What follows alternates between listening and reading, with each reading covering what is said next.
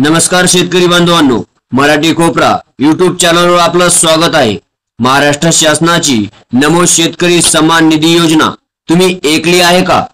सरकारकडून मिळणाऱ्या हप्त्यांची माहिती अनेकांना पूर्णपणे समजत नाही, पण आजच्या या व्हिडिओमध्ये आपण जाणून घेणार आहोत या योजनेचा इतिहास, मिळणारे फायदे आणि नुकताच जाहीर झालेला 7वा हप्ता।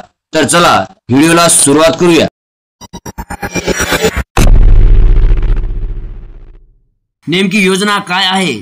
महाराष्ट्र सरकारने 2023 ते 2024 च्या बजेटमध्ये जाहीर केलेली योजना प्रधानमंत्री किसान सन्मान निधी म्हणजे पीएम किसान अंतर्गत मिळणाऱ्या 6000 मध्ये राज्य सरकारकडून आणखी 6000 मिळून एकूण 12000 वार्षिक मदत देते।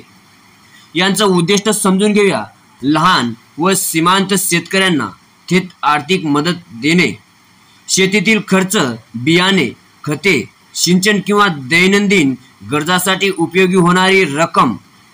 तर हप्त्याचे विवरण, आजपर्यंत 6 हप्ते वितरित झाले आहे। 2025 साली केंद्र शासनाने पीएम किसानचा 20वा हप्ता जाहीर केल्यानंतर महाराष्ट्र सरकारने 7वा हप्ता जाहीर केला आहे। एप्रिल 2025 ते जुलै 2025 या कालावधीसाठी 1932.72 कोटी इतका निधी पात्र शेतकऱ्यांना देण्यात येणार आहे। कोणाकोणाला फायदा होणार?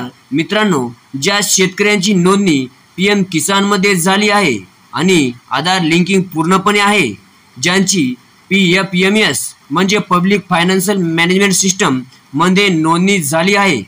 काही शेतकऱ्यांचे आधार व बँक लिंकित प्रलंबित असल्यामुळे त्यांना हप्ता मिळणार उशीर होऊ शकतो। शासनाचे नियम काय आहे हे पण जाणून घेऊया। निधी थेट शेतकऱ्यांच्या बँक खात्यात जमा होणार। चुकीची माहिती दिल्यास शेतकऱ्यांना अपात्र ठरवले जाऊ शकते। लाभार्थ्यांची जबाबदारी, स्वतः बँक माहिती व आधार तपशील योग्य ठेवणे। याच्यात योजनेचं महत्त्वाचं, आर्थिक सहाय्यामुळे शेतकऱ्यांचा आत्मविश्वास वाढतो। लहान शेतकऱ्यांना कर्ज न घेता शेतीतील गुंतवणूक करता येते। राज्य व केंद्र या दोन्हीच्या मदतीमुळे दुप्पट फायदा होतो। तर मित्रांनो, नमो शेतकरी सन्मान निधी योजना बद्दलची ही माहिती तुम्हाला कशी वाटली? जर व्हिडिओ उपयोगी वाटला असेल तर लाईक करून प्रोत्साहन द्या। अजून अशा सरकारी योजना आणि महत्त्वाच्या माहितीसाठी चॅनलला सबस्क्राईब करा आणि तुम्हाला 7वा हप्ता मिळाला का कमेंटमध्ये नक्की सांगा। धन्यवाद।